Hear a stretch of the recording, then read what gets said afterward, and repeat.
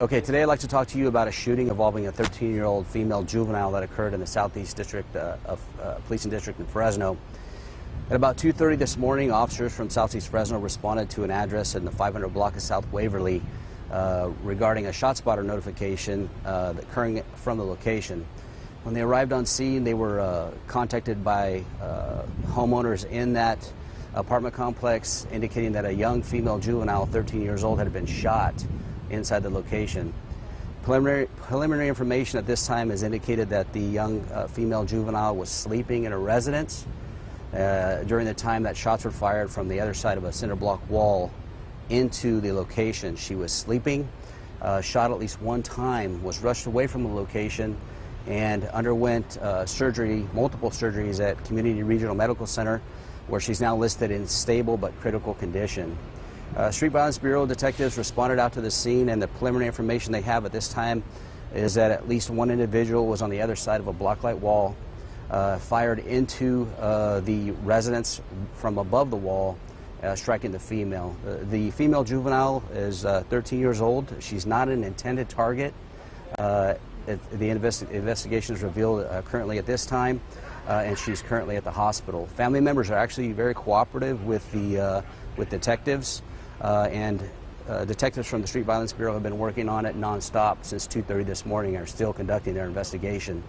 Preliminary information indicates that there's a possibility that there's an individual who resides at the location who may be involved with some other individuals who actually he was an intended target of this shooting. So at this time, detectives from the Street Violence Bureau working on it. They'll be in coordination with other investigative entities that we have within the department, and our response is going to be to utilize things like our newly created neighborhood safety team to address the community aspect of this investigation. As we've seen and we all know that shootings of this nature often cause fear, especially within the community where they occur, this being the Southeast Policing District. So our neighborhood safety teams, which are newly created by our chief, will be focusing on that area to try to address some of the fear that may be resulted from this shooting. We are currently actively still investigating this, and we're encouraging anybody with information, because we do not have any active leads or really solid leads at this time. If they have any information related to this shooting, to call Crime Stoppers 498-STOP if they want to remain anonymous, or call our dispatch line to provide information with any potential suspect information or any leads that will assist the detectives going forward. With that, I'll open it up to any questions. But just to clarify, you said she was not, the young girl was not the intended target, but somebody in the house may have been targeted? Yeah, there's a possibility that there's an interpersonal relationship with someone in the residence. That's still being developed, but that's what the detectives are they're following at this time. But the female was not an intended target. She's actually sleeping in a room. That's where the round entered this residence through her window and struck her actually while she was sleeping.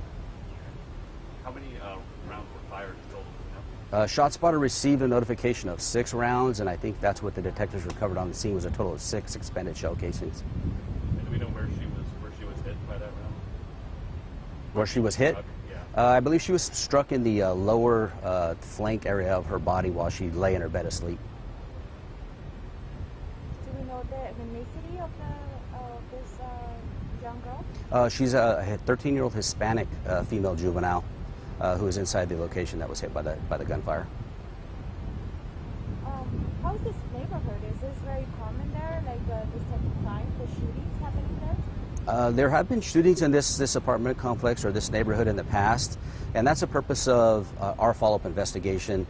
Part of our investigation is actually the response and how we respond to that, and there's multiple levels of response related to investigations that occur like this. One is the actual investigation pertaining to the criminal aspect of it, and the second is what do we do to address the community fear that may be occurring.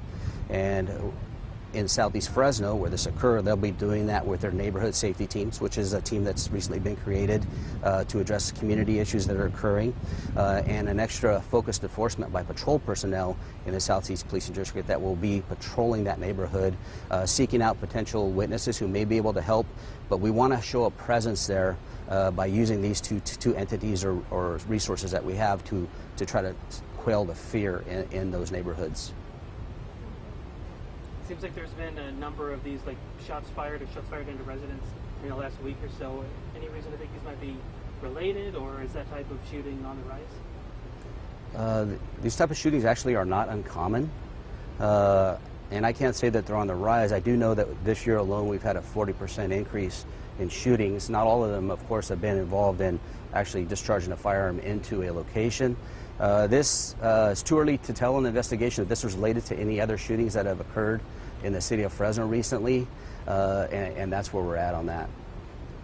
The person who was targeted, do we know their relation to the young girl? Are they a brother or a father or anything like that? That's a very preliminary indication that it may be related, and I can't discuss the relationship at this time. And do we have any idea of possibly why is it? Do we think it could be gang related? Do we have any leads on why it could be, why they might have been targeted? There is a potential affiliation there, and like I said, it's very preliminary. So because it is that potential affiliation, that's why we believe there's a possibility that there's a gang aspect to this shooting. Any surveillance video in the area or anything like that? Detectives are still actually canvassing the area, trying to look for surveillance footage, and I cannot say if they've actually retrieved any at this time. And you mentioned the nature of the shooting. You said the bullet, did it go through a cinder wall, or did you say the shooter kind of leaned over the wall? No, everything's indicating that the shots were fired from above the cinder block wall. It didn't go through, it penetrated the residence itself, but it did not travel to the wall. They were fired from the wall itself. Was someone like leaning over a wall or coming from like above? That's what the preliminary investigation has revealed as far as that somebody may have been standing over the top of it while they fired down in a downward direction into the apartment complex itself.